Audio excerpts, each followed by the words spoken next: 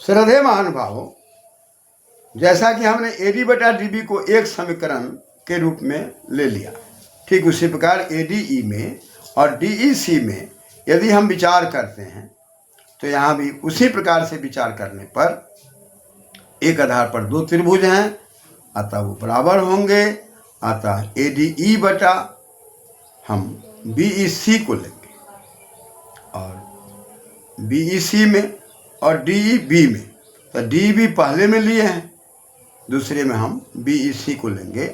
ये भी एक ही आधार पर दिखाई पड़ते हैं। ऐसी परिस्थिति में त्रिभुज का क्षेत्रफल यदि निकालते हैं तो 1/2 गुना आधार गुना ऊंचाई पर यदि निकालते हैं तो इसका आधार ए ही हो जाएगा और लंब डीएम हो जाएगा। 1/2 गुना आधार में हम ए ही ले लेते हैं और लंब में डीएम ले लेते हैं।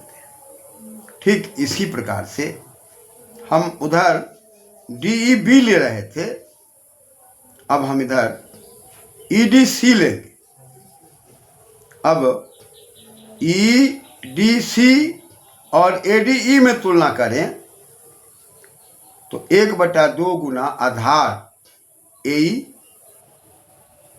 और लंब डीएम।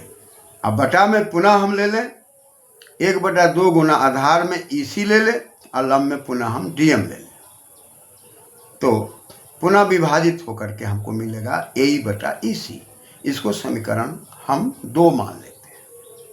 तो समीकरण 1 और समीकरण 2, एक तरफ हमने तुलना में लिया एईडी और डीईबी ले लिया और लंब ईएन ले लिया, इधर के तुलना में एडीई लिया और लंब डीएम लिया और एक त्रिभुज डीईसी लिया। इसकी तुलना में हमको एई बटा ईसी प्राप्त हो गया और आधार पर बनने के कारण, त्रिभुज बराबर होने के कारण ये भी सिद्ध हो गया कि त्रिभुज का क्षेत्रफल बराबर होगा।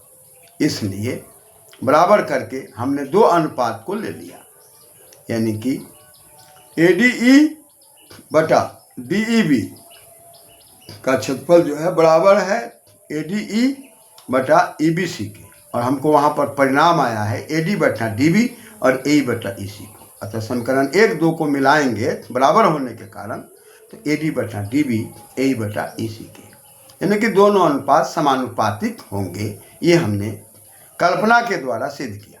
वस्तुतः हम अंकों के द्वारा भी सिद्ध करेंगे तो सिद्ध होगा। इस प्रकार से यह प्रवृत्ति हमको सिद्ध करने में हर प्रकार से सफलता की ओर ले जाता है कि किसी भी त्रिभुज के अंदर 3 भुजाएं हैं और 3 भुजाओं में 3 भुज है और तीनों भुज सीधा है। उसी प्रकार से हमारा बंटवारा 3 भाग में हो या 4 भाग में हो, यदि हम सीधा हैं, सरल हैं, तो बंटवारा में कोई कलह क्लेश नहीं है, और सरल सहज नहीं है तो बंटवारा में कलह है, क्लेश है और मुकदमा है, लड़ाई और झगड़ा है।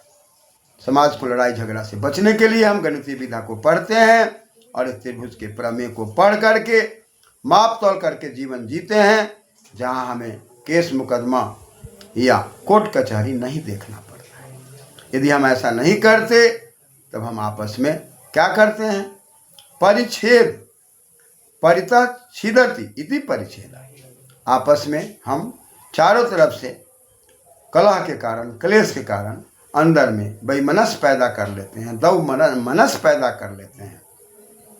दौड़ मनस मजत्व स्वांग प्रश्वास विक्षेप, सब हम में विक्षेप पैदा हो जाता है, अंग में कंपन पैदा होता है, क्रोध पैदा होता है और मन हमारा दुर्मन हो जाता है, और दुर्मन में मिलाना बड़ा मुश्किल हो जाता है। इसी को कवि अपने शब्दों में कहते हैं, रही मन धागा प्रेम का, मत तोड़ो चटकाए, टूटे पैर फिर ना जुड़े, जुड़े गांठ पड़ी।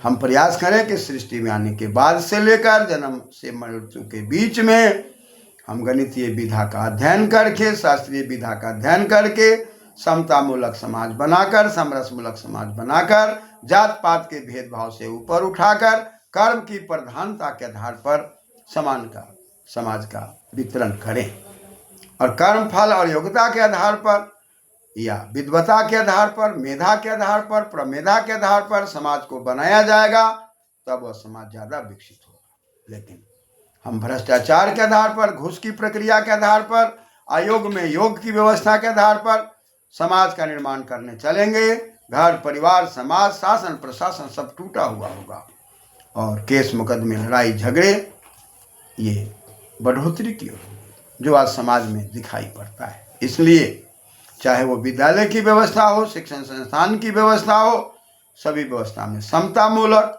समान अनुपात मूलक बना करके समाज को आगे बढ़ाने के लिए इस गणितीय विधा में एक त्रिभुज के माध्यम से बातें कही गई।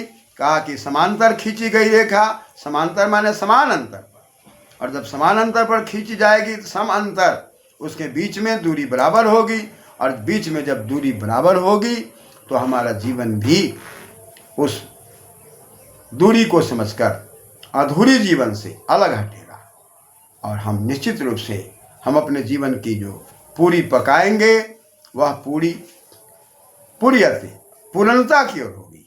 हम सबको पूर्ण करेंगे, अपने भी जिएंगे, दूसरे को भी जीने देंगे।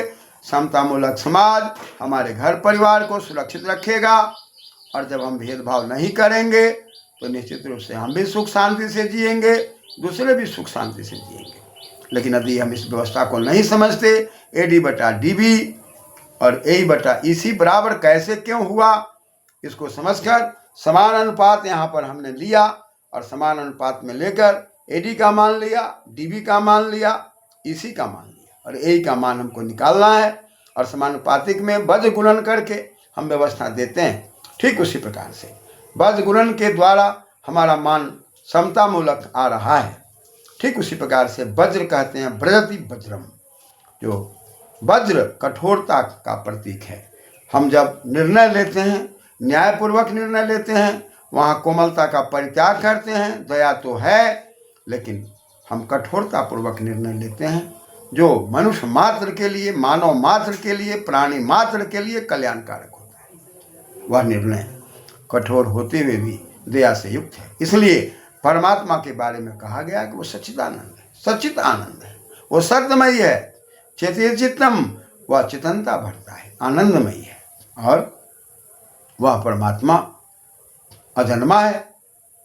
वह जन्मा से अजन्मा में फर्क को समझकर जन्मा को अजन्मा के माध्यम से संकेतित किया गया है कि जन्मा जन्मा में क्लेश है, अतः क्लेश से ऊपर उठा करके परम तत्व को बताया गया है, जो साधना में जाकर के सिद्ध होता है। उस अजन्मा को समझकर, सच्चिदानंद को समझकर, और वह भेदभाव रहित समाज को बनाना चाहता है, समता मूलक समाज बनाना चाहता है। इसलिए हमको वेदों का ज्ञान दिया, और हम वेदों के ज्ञान से अनभिज्ञ हो करके अपनी बुद्धि को ही ज़्यादा विकसित मान करके परम तत्व की बुद्धि पर तर्क कुतर्क करके समाज के अंदर स्वयं हम अपने गिरने की परिस्थिति में और दूसरे को गिराने की परिस्थिति में अपनी बुद्धि का ज़्यादा महत्व दे करके समाज की व्यवस्था को चरमराने में हम यदि लगते हैं तो निश्चित रूप से न हम सुख शांति से जिएंगे, न दूसरे को सुख शांति से जीने देंगे। इसलिए अनुपात में पश्चात पद्धति अनुपात, जो बाद में गिरता चला जाता है बराबर भावना में, और समता मूलक समाज बनाने के लिए ये AD/DB AE/EC का प्रतीक मान करके त्रिभुज के दो बिंदुओं को लेकर के परिच्छेद करके, जब समान अनुपात है, जब समानांतर है, तो समानानुपात होना स्वाभाविक है, क्योंकि पहला ही जड़ समानांतर है, तो समानांतर का जड़ समानानुपात में होगा, और समानुपात का जड़ समानांतर होगा। यदि हम समता मूलक में चलेंगे तो समता मूलक समाज बनेगा, और यदि विषमता में चलेंगे तो विषमता मूलक समाज बनेगा, जहाँ पर कलह क्लेश नाना प्रकार के विकार होंगे, जहाँ हम गणित तो पढ़ेंगे, अर्थ भी कमाएंगे, ऊंचे ऊंचे पद को प्रतिष्ठित भी करेंगे, लेकिन पद की योग्यता हमारी नहीं होगी, उस पद का हम दुर्व्यवहार करेंगे, और वो पद का दुर्व्यवहार चारों तरफ समाज में दिखाई पड़ता है। परिणाम शासन प्रशासन में कलह हाय तौबा मची हुई है, जिसको ठीक करने के लिए वैदिक शक्तियों के संविधान से चल करके हम अपने चिंतन को रखेंगे, तभी हमारा आपका जीवन मनोहरमयी होगा, कोमलमयी होगा, कल्याणमयी होगा। अन्यथा तो यह कलह और ये क्लेश और ये लड़ाई वैदिक शक्तियों से अलग हट करके चलती ही रहेगी। इसलिए महर्षि दयानंद वेदों की ओर लौटने की बात कह करके हमें ये नहीं कहा था कि जैसे तैसे हम वेदों को पढ़ लें। व्याकरण के प्रमाण से, शब्दों के प्रमाण से, धातु प्रत्यय के प्रमाण से हम वेदों तक पहुँचे, दर्शन तक पहुँचें और साधना की दुनिया में जाएं। निश्चित रूप से यह व्यक्तित्व जब विद्यार्थियों को तैयार करेंगे, वह भी विद्यार्थी समतामूलक होगा और हमारा समाज भी समतामूलक बनेगा और अपना अपना भाग लेकर खुशी से जीवन यापन करेंगे। धन्यवाद। क्रमशः।